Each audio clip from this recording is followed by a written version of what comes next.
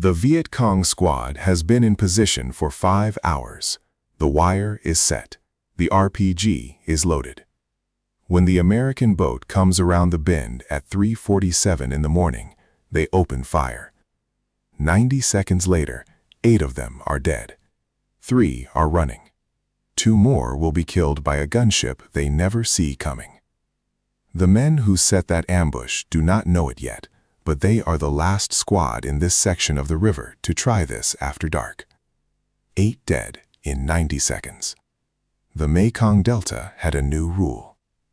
There was no written order telling the Viet Cong to stop. No directive was ever signed. No official document exists.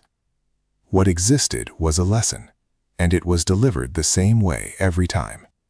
By a 31-foot fiberglass hull that weighed less than 9 tons and could do things no military planner in Hanoi had anticipated when the war started. The Navy's fleet could not touch the river. In 1965, the most powerful naval force in history arrived off the coast of Vietnam with destroyers, cruisers, and landing ships capable of projecting force across any ocean on Earth. The Mekong Delta offered them 9 inches of navigable water at the edges of the operational area. A destroyer draws 20 to 30 feet. A cruiser draws more. The warships anchored offshore and watched a war happen in water that their keels could not enter. The problem was not a lack of resources, it was geometry. The delta is not a river system in any conventional sense. It is approximately 15,000 square miles of flat, saturated land carved into a network of channels, canals, and rice paddy margins by 10,000 years of river movement. The main channels were navigable at 10 feet on a good day. The secondary channels ran shallower. During the wet season, floodwater pushed the network out across the paddies themselves, creating routes that appeared on no military map and disappeared again when the rain stopped. Nearly 40% of South Vietnam's entire population lived along this network. Everything they owned, ate, sold, and transported moved by water. Embedded invisibly within the 50,000 registered civilian craft using those waterways every day were the weapons, personnel, and supply runs of an insurgency that had been operating on these exact channels since before the first American advisor set foot in the country. The Navy needed something that could operate in 9 inches of water, stop alongside a moving sampan in the current, carry enough firepower to survive contact with both banks at once, and do all of this with a crew of 4 men. The contract went to United Boat Builders of Bellingham, Washington. The designers produced a working prototype in 8 days, building on an existing civilian pleasure craft hull. The result was the Patrol Boat River, the PBR, 31 feet of fiberglass, twin Detroit diesel engines driving Jacuzzi Brothers water jet pumps, no propellers to foul in the weed and sediment of the canals. Twin jets force 6,000 gallons per minute through stern nozzles, the same mechanism found in commercial white watercraft. A skilled helmsman could execute a full reversal inside the boat's own length. He could crash stop from 28 knots. He could hold position sideways against the current, while the forward gun covered both banks simultaneously. The boat weighed 8.9 tons fully loaded. It drew 9 inches on the step at speed. It cost approximately $100,000 at a time when a destroyer cost $200 million. Here is what it carried. Twin Browning M2.50 caliber machine guns in a shielded forward tub, a single .50 or M60 at the stern, 2 M60 machine guns amidships, grenade launchers, and 4 sailors who also carried M16 rifles, shotguns, and sidearms. For a vessel smaller than most suburban garages, it could generate a volume of fire that craft 3 times its size could not match. Its weakness was the hull. Fiberglass stopped small arms at an angle and stopped nothing heavier. An RPG round hit it cleanly and passed through it before detonating, if the angle was right. If the angle was wrong, the boat became the explosion. The crew knew this. They were issued the boat anyway, because the alternative was not a safer boat. The alternative was the war continuing on those waterways without any American craft capable of contesting it. By early 1966, 718 PBRs had been ordered. At operational peak, approximately 250 were running patrols in the Delta simultaneously, organized under Task Force 116, Operation Game Warden. Mission: deny the enemy the use of South Vietnam's inland waterways. There was no written order. No captured Viet Cong document directs units to cease night ambushes on river patrol craft. No provincial military committee issued a formal directive. American after-action reports from the Delta contain no such document in the intelligence harvest. What they contain instead is Hoi Chan testimony, statements from VC defectors processed through the Chil Hoi amnesty program, describing the effect of PBR patrols on logistics operations with a consistency that reads like institutional memory rather than individual complaint. The recurring language in those statements: pressure on the rivers was severe enough that units went multiple days without food shipments. Weapon deliveries were delayed for weeks. Night movement on the main waterways became high cost. Units shifted to secondary canals and then to overland routes. There was never a captured document, the River Patrol Force's own history notes, no signed Viet Cong directive telling anyone what to do or not to do. But every VC company commander who lost a squad to a Seawolf gun run after a night ambush learned the same thing as Cousin's unit had learned before him. The river belonged to the Americans after dark. You do not fight them there. The mission was 40,000 boats a year. Task Force 116 crews boarded and searched approximately 40,000 vessels annually at operational peak. They ran patrols in pairs, one boat conducting the inspection, the second circling with guns covering both banks. A standard patrol ran 12 hours. Crews averaged 4 to 6 hours of sleep between rotations.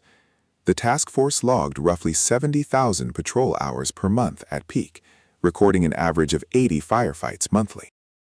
What a patrol actually was: you cut your engines half a mile out and let the current carry you forward through a canal that pressed close on both sides, the tree line sometimes within arm's reach. You scanned both banks, and both banks watched you back. You stopped every sampan. You had seconds to decide whether the man in it was a fisherman or a courier. You made that decision in the dark, with 4 men and whatever the water was telling you. The Viet Cong used the rivers the way the civilian population did, because the civilian population was what they moved through. The volume of traffic on the Delta's main channels made the search mission what it actually was, not a hunt, but a sustained filter. The PBR crew running inspections on 40,000 sampans a year was not going to catch everything. They were not trying to catch everything. They were trying to make the river expensive enough as a logistics route that the cost of using it exceeded the cost of finding another way. Every weapons cache intercepted, every courier detained, every supply boat turned back added to that calculation. The Hoi Chan testimony that accumulated in American intelligence files over 1966 described a system that was not broken but was bending under consistent pressure in ways its commanders had not anticipated when the first PBRs appeared on the channels. They wore no uniforms. They kept weapons under fish loads, inside ceramic jars of fermented sauce bundled into legitimate cargo. They used women, children, and elderly men. They moved at night and stopped before dawn. They had been doing this on these exact waterways for 2 decades before the first PBR arrived, and they were very good at it. They were also very good at ambush. The tree lines flanking the Delta's secondary canals brought both banks within hand grenade range simultaneously. An ambush team with 3 positions, firing from the forward bank, the rear bank, and elevation, could bracket a PBR in the opening seconds of contact and kill everyone on it before the crew had time to identify all 3 fire sources. This worked. It worked enough times in early 1966 that VC units operating in the Delta treated river ambush as a standard tactical option, subject to the same planning and rehearsal as any other mission type. And then it stopped working as reliably. And then it started costing more than it returned. And then it stopped. The Seawolf was the second half of the equation. The boat did not come alone. Helicopter Attack Light Squadron 3, HAL 3. The Seawolves operated UH-1B Iroquois gunships modified for the river environment. Where a standard Huey carried troops, a Seawolf carried rockets, miniguns, and 2 pilots who had been trained for one specific situation: arriving over a PBR in contact and making the contact unprofitable for whoever started it. HAL 3 aircraft were kept fueled, armed, and crewed on standby at forward locations throughout the Delta. The scramble time from alert to airborne was under 3 minutes. The flight time to a PBR in contact, depending on location, ran approximately 8 to 12 minutes. A crew calling for Seawolf support at the start of contact could expect air overhead before the first phase of any fixed ambush was complete. This is the part that the VC ambush doctrine did not account for in 1965 and 1966 when the PBRs first appeared. A fixed riverbank position takes time to establish. An ambush team arriving at a canal bank before midnight to set wire, position crew-served weapons, and establish fire lanes is committed to that location by the time the PBR appears. They cannot move without revealing themselves. The Seawolf overhead did not face that constraint. It arrived where the radio told it to go, at the speed of a helicopter, and it brought ordnance that a fixed position on a riverbank could not effectively return fire against in the dark. The squad that opened fire at 3:47 in the morning had 5 hours invested in that position. The tree line, the angles, the timing, all of it built on the assumption that the river patrol boat was the whole problem. It was not the whole problem. 3 miles away, a HAL 3 crew was already airborne before the first burst of fire finished crossing the channel. The squad on the riverbank had a position. The Seawolf had a heading. One of those things is an advantage in a fixed fight. The other is a death sentence. This changed the mathematics of the ambush equation in a way that no VC tactical planner had fully accounted for when the PBRs first arrived. A fixed riverbank position, the kind required to set a wire, position an RPG crew, and coordinate a multi-point ambush, became a target the moment the PBR's radio operator made the call. The VC squad that opened fire at 3:47 in the morning had prepared that position for hours. The Seawolf arriving overhead had not needed to prepare anything except to climb into an aircraft that was already waiting. Here's the equation the VC could not solve. The PBR drew the ambush, and HAL 3 finished it. They could hit the boat. They could not hit the helicopters before the helicopters hit them back. A boat that could take fire and break contact at 28 knots while calling in rotary wing support was not the same tactical problem as a slow propeller-driven vessel that needed to slow down and turn in a narrow channel. The PBR was designed so that its primary defense was not armor, it was the radio in the operator's hand and the aircraft at the other end of it. This worked. Not every time, not on every stretch of river, but often enough and consistently enough that the pattern in the Hoi Chan testimony was not random complaint. It was documentation of a tactical lesson learned at significant cost. The most concentrated single demonstration of that lesson happened on the evening of October 31, 1966. Williams knew the river by sound. Boatswain's mate First Class James Elliott Williams had been on the Mekong long enough to read a channel the way a man reads a street he has walked every day for a year. He knew which stretches ran quiet, and which ones produced the particular acoustic texture of hidden engine noise or the sound of a sampan moving with a load heavier than its wake suggested. He commanded PBR 105. His crew knew his habits. When Williams cut speed without explanation, they covered their backs. On the evening of October 31, 1966, Williams and his patrol encountered 2 sampans moving in the darkness of a Mekong channel. He moved to investigate. What he found on the other side of that contact was not 2 sampans. It was a staging area for a Viet Cong waterborne logistics operation of a scale that made what followed not a patrol contact, but a battle. 65 enemy boats, sampans, motorized craft, supply boats. A concentration of VC river traffic that represented not a single unit, but a coordinated logistics movement. Multiple components moving together in darkness on the assumption that the waterway was clear. Williams had 2 PBRs. He had his crew's weapons, his own, and the radio. He already knew the math. 65 craft that dispersed into secondary canals before dawn would be invisible, gone into the Delta's 1,000 branches, carrying whatever they were carrying, delivering it wherever it was going. He had them now, on the water, moving. He would not have them in 10 minutes. His crew was watching him. There was nothing to say. He drove PBR 105 into the concentration, and his patrol followed. He attacked. What followed lasted 3 hours. 3 hours of continuous contact on a Delta waterway at night. The PBRs working through the enemy formation with the forward 50s and the M60s, calling in Seawolf support, managing ammunition, moving across the engagement area in a running fight that covers the kind of distance a 3-hour river battle covers when neither side can simply leave. The Seawolves arrived and worked the outer edges of the contact. Williams worked the center.